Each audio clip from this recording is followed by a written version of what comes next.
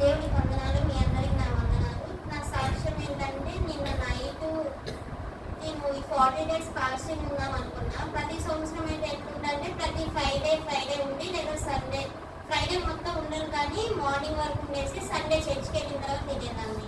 ఈ 40 days fasting ఉండడం వల్ల నాకు శక్తి లేక ఆఫీస్లో వర్క్ ప్రెషర్ ఎక్కువైపోయి నైట్ వచ్చే లోపల ఒక రోజు ఎప్పుడైనా సరే ఫుడ్ కొంచెం తక్కువ తీసుకున్నా లేదా పెరుగన్నం తక్కువ తీసుకున్నా సరే గ్యాస్ ఫామ్ అయినట్టు ఉండేది. సో ఒక 2 days అలానే ఉందని చెప్పి నెక్స్ట్ డే నుంచి నేను పెరుగన్నం కొంచెం ఎక్కువ తీసుకొని రెస్ట్ తీసుకున్నాను. నేను ఏమైంది, నిన్న 11:30 నుంచి ఇప్పటికి అంతా బాగా మంటేసి ఉంటే ఏమైనా కొంచెం వేడి చేసిందేమో, మధ్య తాగాను కదా తగ్గిపోయింది అని చెప్పేసి కొంచెంసేపు వాకింగ్ చేశాను. అలా 12కి వచ్చేసి బెడ్ మీద పడుకున్నాను. మా చెల్లితో ఫోన్ మాట్లాడుతూ ఉన్నాను. నాకు తెలియకుండానే నా బాడీ అంతా ఫుల్ ఫీవర్ వస్తే ఎలా అవుతుందో అలా అయిపోయింది. ఫ్యాన్ తక్కువలోనే ఉంది, నాకేమో చలాడట్లేదు. నేను దుప్పటి కప్పుకున్నాను, స్వెటర్ వేసుకున్నాను. మొత్తం ఇంత సడన్గా వేడి ఇంత వచ్చిందని చెప్పేసి చాలా భయపడ్డాను. అలానే బయట పక్కన పెట్టేసుకొని ప్రార్థన చేసుకుంటున్నాను.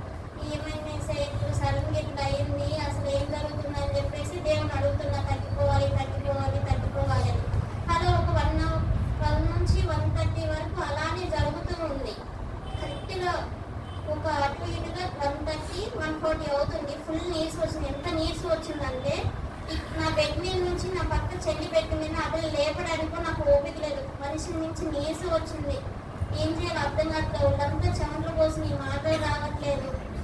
ఆమెను లేపి అది ఇట్లా నాకు బాగా కళ్ళు తిరుగుతున్నాయంటే ఏం కాదు, నువ్వు సరిగ్గా తిన్నులు ఫుడ్ పడుకొని అది మళ్ళీ చెయ్యేసి ఉంది. అప్పుడు వాటర్ బ్యాగ్ పడుకోవడం వల్ల అనుకుంటా బాగా నీరసం వచ్చి మనం తట్టుకోక ఆ బెడ్ దగ్గర వామిటింగ్ చేసేసుకున్నా. వామిటింగ్ చేసుకున్న తర్వాత అంటే నేను ఇంకా అసలు లేవలేకపోయాను. నా షింక్ దగ్గరికి వెళ్ళి వామిటింగ్ చేసుకుని ఓపికోలేదు. ఆ వాటర్ బ్యాగ్ పడుకుంటే లోపల ఉన్న మొత్తం వామిటింగ్ అయిపోయిన తర్వాత మళ్ళీ నేనే కుదిర్చిపెట్టి అదంతా క్లీన్ చేసుకొని మళ్ళీ బెడ్ ఎక్కి బైబిల్ పక్కన పెట్టుకొని నేను నైట్ ఎప్పుడు నిద్రపోయాను నాకు గుర్తుకు లేదు. అటు మలుతున్నాను. మళ్ళీ మా చెల్లి నిద్ర చనిపోయిద్దాము అని చెప్పేసి అసలు బాగానే ఉందని చెప్పాను. నా వాళ్ళు ఇబ్బంది పడిందని ఇదే బైబిల్ పట్టుకొని తగ్గిపోవాలని చెప్పేసి ఎప్పుడు నిద్రపోయి నాకు తెలియదు. పొద్దున్న 8:30 మెలకు వచ్చింది. కలంతా పట్టుంది. నేను ఉపవాసం ఉన్నాను.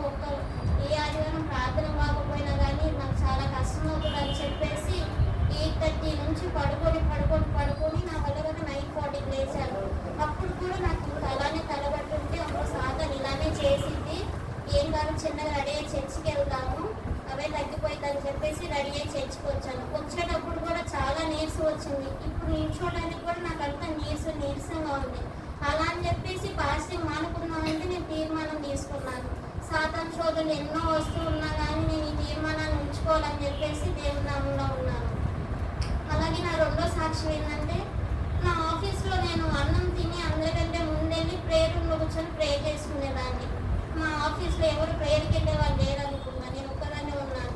అందరూ నా మీద ప్రే చేసుకున్నా అని చెప్పేసి ప్రేయర్ రూమ్లో ఎక్కువసేపు ఉన్నానని చెప్పేసి మా ఆఫీస్లో కంప్లైంట్ ఇస్తే నన్ను జాయిన్ చేసిన సారు మొన్న రీసెంట్గా మా డాడీ కాల్ చేసి మీ అమ్మాయి సరిగ్గా వర్క్ చేయట్లేదు, ఫోకస్ చూపించట్లేదు అంటే మా డాడీ నన్ను పక్కన కూర్చోబెట్టుకొని ఎందుకమ్మా ఇట్లా చేస్తున్నావు, మన ఇంట్లో మనకు జాబ్ ఎంత అవసరమో తెలియదా అంటే నేను ఎంత నచ్చ చెప్పినా మా అమ్మ మా నాన్న వినలేదు. ఎందుకంటే వాళ్ళకి ఎదుటి వాళ్ళు ఏం చెప్పారో అదే అర్థమవుతుంది. పాపం వాళ్ళకి తెలియదు కదా. నేను చెప్తున్నా నాన్న నేను వర్క్ చేస్తున్నాను నాన్న, ఒకవేళ ప్రార్థన వల్ల అది జరుగుతుందేమో అని చెప్పేసి దేవుడికి ప్రార్థన చేసుకున్నా. నేను ఒకవేళ ప్రేయర్ రూమ్లో కూర్చొని ప్రే చేసుకోకపోయినా నా ప్లేస్లో కూర్చొని నిన్ను నమ్ముకొని ఉంటాను ఏసయ్యా, ఏమనుకోవద్దు నేను ప్రార్థన చేయట్లేదని చెప్పేసి దేవుడిని చెప్పుకున్నాను.